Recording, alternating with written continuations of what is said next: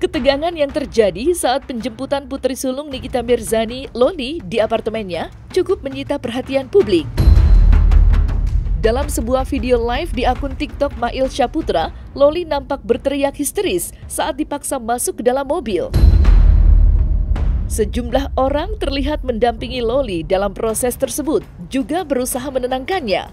Namun sayangnya, usaha itu sia-sia setelah gadis yang kini berusia 17 tahun tersebut terus berteriak tak mau dijemput hingga meminta tolong ke orang sekelilingnya. Reaksi publik pun beragam hingga seorang pakar ekspresi mencoba untuk menginterpretasikan perasaan Loli melalui raut wajahnya yang ketakutan dan frustasi saat itu. Lantas seperti apa pandangan Kirdi Putra selaku pakar ekspresi melihat Loli yang histeris saat dijemput oleh ibunya sendiri? Ya buat saya dia beneran marah ya ketika mengungkapkan isi hatinya terkait tentang ibunya.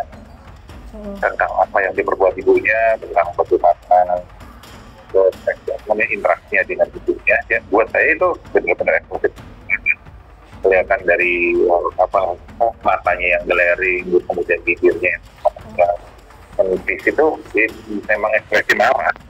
Nah pertanyaannya, marahnya dia sayangnya tidak bisa justifikasi yang apakah yang benar itu Loli ataukah yang benar itu Ekmir gitu loh. Karena bisa saja dan fakta saja seorang anak punya persepsi sesuatu tentang orang tuanya, sementara orang tuanya niatnya misalnya baik gitu. Bukan berarti juga nikir pasti benar ya. Kita nggak bisa masuk pada situ. Yang paling penting di sini adalah bahwa Loli beneran marah. Ini adalah respon terhadap apa yang baru saja dialami dia, dan ini terkoneksi langsung dengan ibunya. Karena memang ibu dianggapnya dan memang ibunya yang melakukan gitu. Jadi buat saya bukan akumulasi. Karena kenapa? Karena dia sudah terlalu cukup sering lah ya menyampaikan kepunan, melepaskan kemarahan. Itu bukan sesuatu yang tadinya dia menyerahnya nggak naik. Kalau tadinya dia nggak ngasih anggapan apa-apa, terus kemudian kalau meledak ya bisa jadi itu akumulasi. Tapi kan itu. Jadi buat saya ini adalah sebuah respon dari peristiwa yang barusan terjadi, dan peristiwa itu sangat berhubung dengan ibunya. Ini adalah sebuah testing ibu dan anak barengan gitu. Jadi jangan kemudian mentang-mentang Lolinya aja yang teriak-teriak kemudian Lolinya jadi yang salah. Enggak, ini fatal loh. Di masyarakat kita seolah-olah kalau misalnya anak yang berbeda pendapat dengan orang tua atau anak yang ada gejala aneh, seolah-olah orang tuanya nggak salah.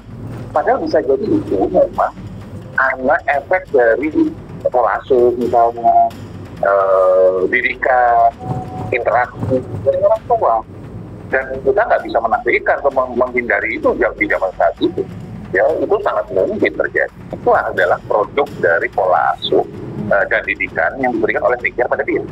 Itu kita nggak usah ragu-ragu untuk hal itu, sudah pasti. Semua anak itu adalah hasil produk dari orang tuanya, selama anak itu tinggal bareng orang tuanya ya. Bukan tinggal bareng nenek kakeknya ya. Kalau tinggal bareng nenek kakeknya, produk dari nenek kakeknya gitu jelasnya.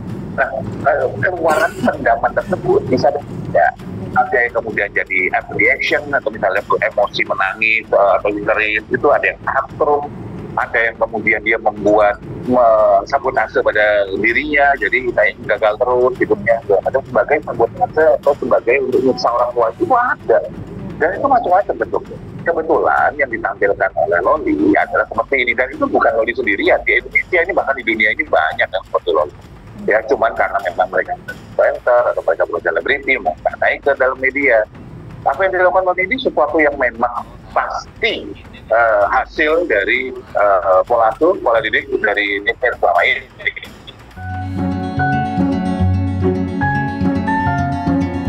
Selain mendapatkan perhatian dari pakar ekspresi, proses penjemputan Loli juga menarik respon dari psikolog kenamaan Rosmini Agus Salim. Dalam pendapatnya, Bunda Romi mengamati bahwa reaksi yang ditunjukkan oleh Loli adalah manifestasi dari ketakutan yang mendalam.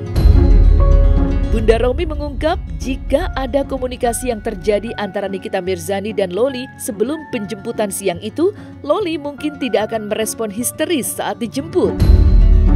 Dalam Dalam hal ini, ia juga menuturkan rasa prihatinnya terhadap keputusan Nikita untuk mempublikasikan momen ini. Itu pasti karena takut, karena cemas, karena nggak tahu apa yang mau dilakukan pada diri dia. Makanya dia kemudian meronta-ronta.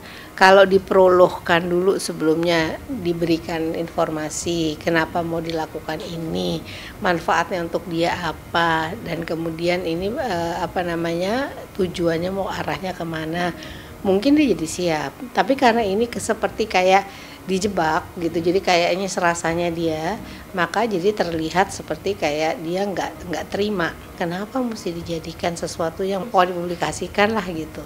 Seorang anak bisa berkata baik, bisa berperilaku baik, dia harus tahu oh ini baik, ini buruk. Nah itu perlu distimulasi. Allah ngasih kepada kita namanya moral intelligence. Kalau di dalam diri kita itu masih jadi potensi, tapi kalau distimulasi bisa keluar dalam bentuk perilaku dan sebagainya. Nah, apa yang terjadi dengan anak ini, mungkin dari awal stimulasi moralnya nggak terlalu ada. Memahami perasaan pikiran orang lain, kalau dia nggak punya nih, karena dia nggak memahami perasaan pikiran orang, pokoknya orang nggak suka sama dia gempur aja dan sebagainya. Memiliki kontrol diri, kalau saya lihat dia juga nggak memiliki kontrol diri. Karena apa? Segala sesuatunya spontan aja, langsung marah-marah ini apa gitu. Harusnya ya sedih. Karena gini, orang tua investasi terbesarnya adalah di anak. Kalau anaknya melakukan sesuatu yang tidak baik, itu harus dilihat mungkin aja karena salah satunya pengaruh dari peran orang tua. Dan kalau salah memberikan pengasuhan kepada anak, kita sebagai orang tua akan melihat terus sampai kita menutup mata. Kesalahan itu akan kelihatan terus dari anak-anak yang kita bantu, kita besarkan gitu. Apapun yang dilakukan anaknya maupun ibunya itu sama-sama saling menyakiti sebetulnya. Kalau dalam hal ini